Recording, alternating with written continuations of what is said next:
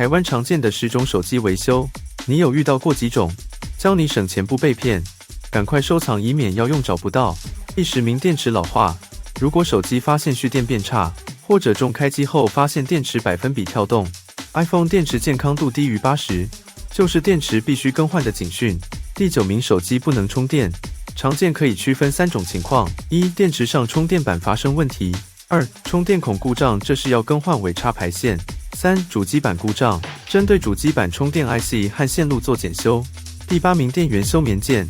电源休眠键是最常使用的按键，长时间的使用也是最常损坏的按键。第7名，听筒麦克风喇叭。手机长期暴露在灰尘、潮湿的环境下，很容易造成听筒麦克风小声，或是喇叭破音。iPhone 7代通话时扩音返回，则是主机板通病问题。第6名，卡白苹果或是 logo 开机画面，或者停留在开机白苹果画面。这类问题除了是手机系统更新出了问题或者容量不足外，再来就是硬碟故障造成的。第5名，相机故障。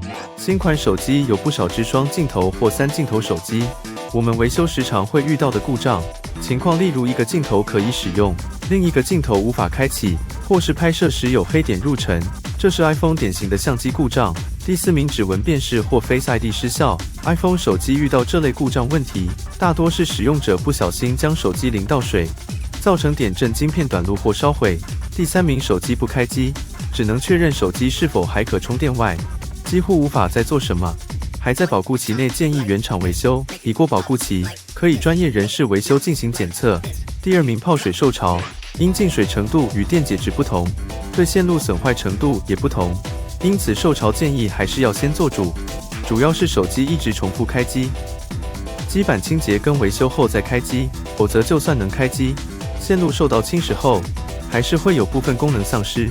放米缸、冷气除湿机等偏方，只有轻微的受潮有效，如果未进行泡水机处理就开机，只能拼运气人品，有些情况就算暂时是好的，未来也可能因线路腐蚀而无法再处理，手机及资料永久损坏。在此建议各位朋友，如果不幸泡水了，还是要交由专业人员拆开处理，才能对症下药。第1名，萤幕面板破裂。手机面板破裂永远在前10大故障问题之首，生活中总是会发生意外，轻微的只是强化玻璃破掉，严重的就是触控或显示异常无法工作。部分的手机型号显示正常，可以单换触控玻璃，费用比较便宜。